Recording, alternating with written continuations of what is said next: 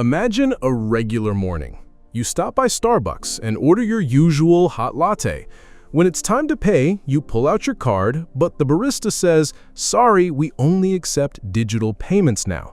So you open your banking app, scan the code, and the transaction goes through. Fast, convenient, no need to touch cash. Sounds great, right?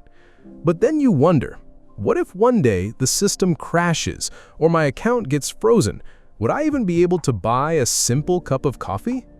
This is exactly the world Eswar Prasad describes in The Future of Money, a world where cash slowly disappears, every transaction runs through technology, and control over your wallet is no longer entirely in your own hands.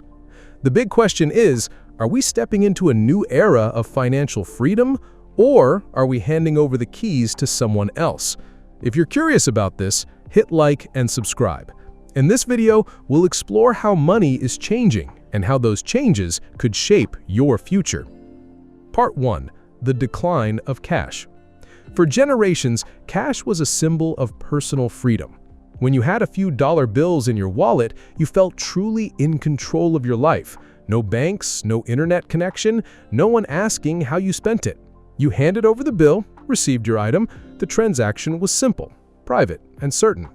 But Eswar Prasad argues that we're witnessing a historic turning point. Cash is disappearing from everyday life. In major U.S. cities like New York, San Francisco, and Seattle, countless stores now display signs that say "No cash accepted." From hipster coffee shops to fast food chains to 24/7 convenience stores, the trend of only accepting cards or digital payments is rapidly spreading. At first glance, it makes perfect sense. Who doesn't enjoy the speed of Apple Pay, Venmo, or Zelle? One tap of your phone, a quick beep, and you're done. No digging around for change, no waiting for the cashier to count out a handful of coins. With the busy pace of American life, especially in big cities, speed is everything. But behind that convenience lies a reality most people don't think about. Every time you swipe your card or pay with your phone, that transaction isn't just between you and the store. It flows through banks, through payment networks, and gets recorded as data. In fact, that data can be analyzed to predict where you like to eat, what you like to drink, even your future spending habits. Picture a simple scenario. You stop by McDonald's and order a Big Mac combo. In the past, you'd hand over a $10 bill and the interaction ended at the counter. Today, when you swipe your card, that data is logged. The date, the time, the location, even the meal you ordered. A casual lunch becomes a digital footprint, and your privacy slips away without you even noticing. What worries many people even more is this: once cash disappears, we become fully dependent on the digital financial system. If your banking app glitches, if your account gets temporarily frozen, or even if you simply lose your phone, you suddenly have no other option. Buying something as basic as a loaf of bread or a cup of coffee could turn into a real challenge.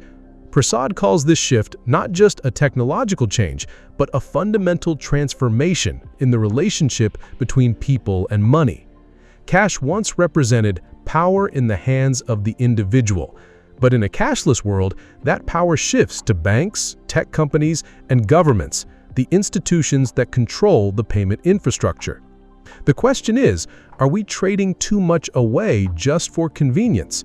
Because once the last paper bill disappears from our wallets, we may also lose the final layer of protection standing between our personal privacy and the all-seeing eye of the system. Part 2. The race for digital money. As cash fades away, the question is no longer, will we accept digital payments, but rather, which kind of digital money will we use? And this is where one of the fiercest battles of the 21st century begins. Eswar Prasad points out that governments, central banks, and tech giants are all racing to answer the same question: who will control money in the digital age? In the last century, a nation's power was tied to its physical currency, the US dollar, for example, becoming the world's reserve currency. Today, power may lie in digital money. China has already taken the lead with its digital yuan, or eCNY, piloted in major cities. Citizens can use an app to pay for taxis, buy meals, even cover medical bills. Meanwhile, the United States is still studying the idea of a digital dollar, known as a CBDC, or central bank digital currency. But debates continue over privacy, security, and the role of commercial banks. To picture what this might look like, think about a normal day in your life. In the morning, you buy a Starbucks latte with digital dollars. At lunch, you send money to your daughter studying across the country with just a few taps, faster than Venmo. In the afternoon, you pay your electricity and water bills by scanning a QR code. Everything flows seamlessly. No cards, no cash, no delays. For many, this vision sounds exciting. But along with the convenience comes a serious concern.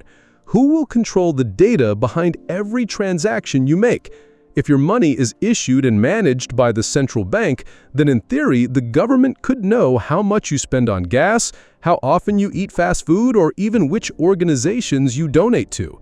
For Americans who deeply value privacy and personal freedom, this is a troubling scenario.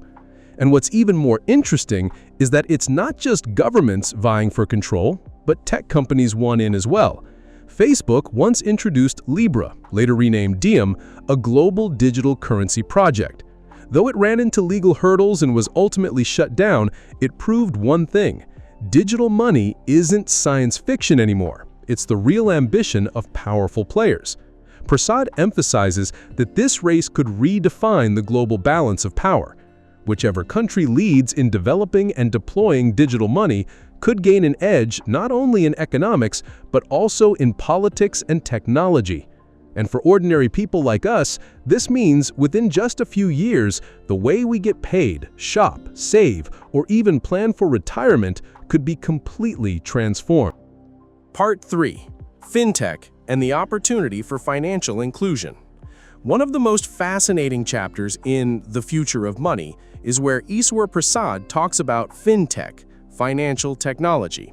More than just payment apps or digital wallets, FinTech represents a new doorway for millions of people who have long been left behind by the traditional banking system. Remember, even in the United States, one of the wealthiest nations in the world, tens of millions of people live without a bank account or only use one in the most limited way. For them, borrowing money, transferring funds, or even getting paid can be complicated and expensive. Many families rely on costly services like check cashing stores or payday loans, temporary lifelines that often trap them in cycles of debt. This is exactly where FinTech steps in. With nothing more than a smartphone, people can open an online account, start saving, invest with just a few dollars, or send money across borders almost instantly. Apps like Chime, Cash App, and Robinhood have transformed the way young Americans interact with money. Instead of standing in line at a bank and dealing with paperwork, they can set everything up in minutes with just a quick identity check. Imagine an immigrant worker in Texas. In the past, to send $200 back home to his family in Mexico, he had to go to a Western Union counter, pay nearly 10% in fees, and his family might wait a whole day to receive it. Now, with a FinTech app, he can transfer the money instantly at just a fraction of the cost. A simple transaction can transform the daily life of an entire family across the border. Prasad calls this the democratization of finance, a moment when tools once reserved for the middle and upper classes are finally becoming accessible to everyone.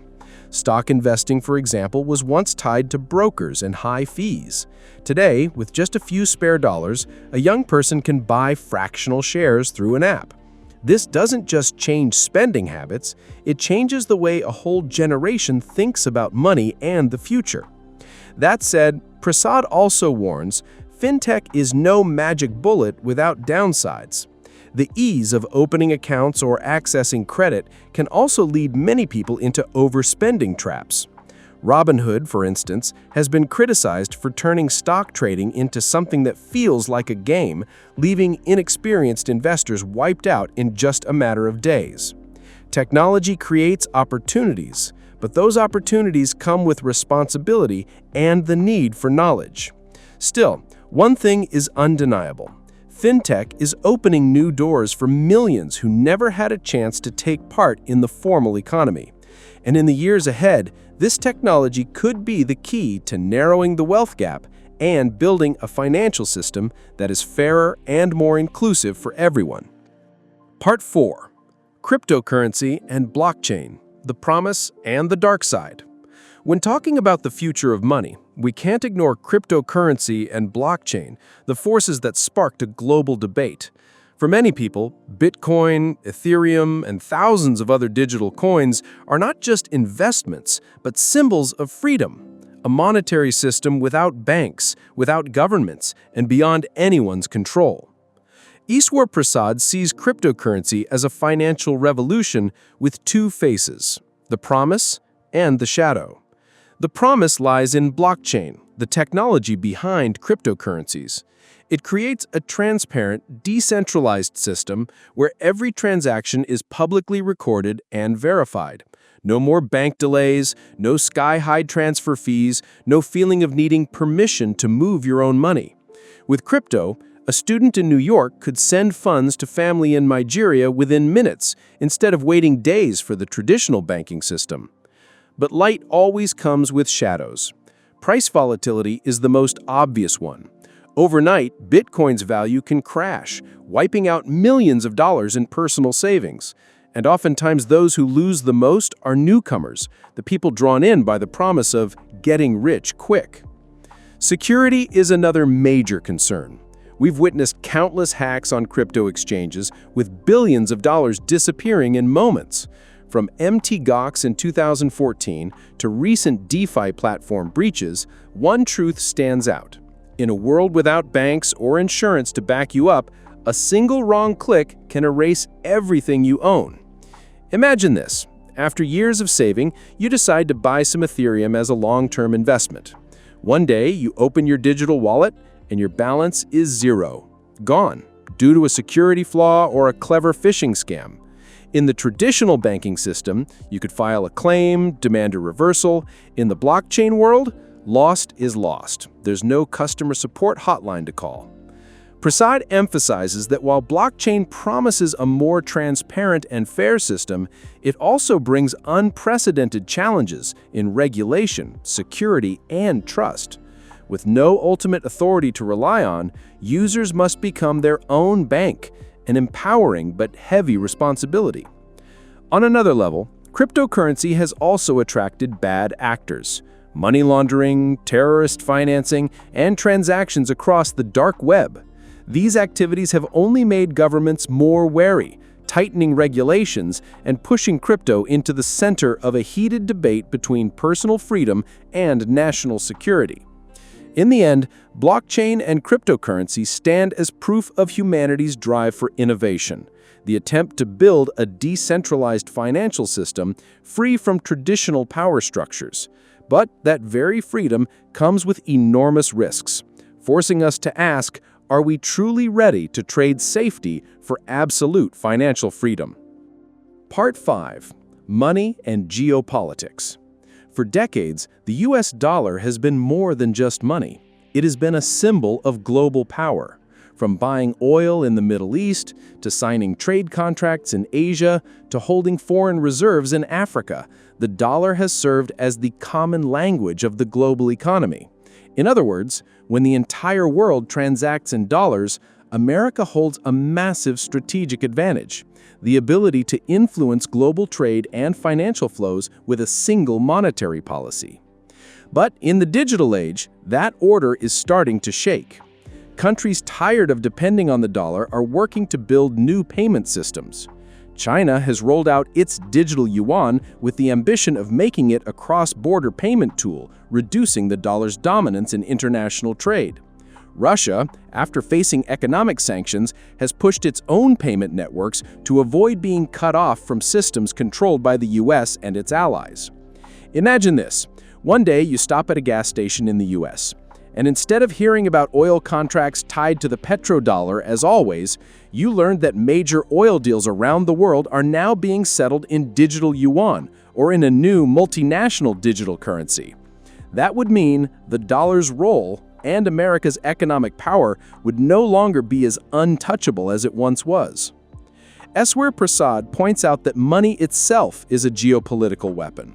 The U.S. has often used the dollar as a tool of sanctions, cutting countries off from international payment systems, freezing assets, or blocking transactions. But in a world where nations can trade using their own digital currencies, this financial weapon risks losing its effectiveness. For everyday Americans, this may sound distant, but think carefully. If the dollar weakens on the global stage, the money in your wallet loses purchasing power worldwide. Travel, imported goods, even the price of gas could all become more expensive. In other words, the dollar's geopolitical strength is directly tied to the economic strength of American households. At the same time, currency competition could fracture the global financial system. Imagine a future where the US, China, Europe, and other nations each build their own separate digital currency ecosystems, incompatible with one another. Global trade would become more fragmented, more complicated, and more vulnerable to crises. But this shift is not just a threat, it's also an opportunity. If the US leads in financial innovation, creating a digital dollar that is safe, transparent, and trustworthy, it could reinforce global confidence in the American system. On the other hand, if it lags behind, rivals that don't share the same values of democracy and transparency could step in to fill the gap. In the end, money in the digital era is no longer just a medium of exchange. It's a strategic card that can reshape the global balance of power. And the key question is, will the United States remain in the lead, or will financial power slip into the hands of others? As we close the pages of The Future of Money, we realize that money has never been just about numbers. It is a story of power, of trust, and above all, of human freedom. Eswar Prasad reminds us that cash may disappear, central banks may issue digital currencies, and technology may reshape the way we buy a cup of coffee or send money to loved ones across the world. But one thing will never change: our personal responsibility to understand, to learn, and to choose our own financial path. In a world where the line between freedom and control grows increasingly fragile, self-education and financial literacy are no longer optional. They are essential for survival. If you remain passive, you risk becoming a victim of changes you don't understand.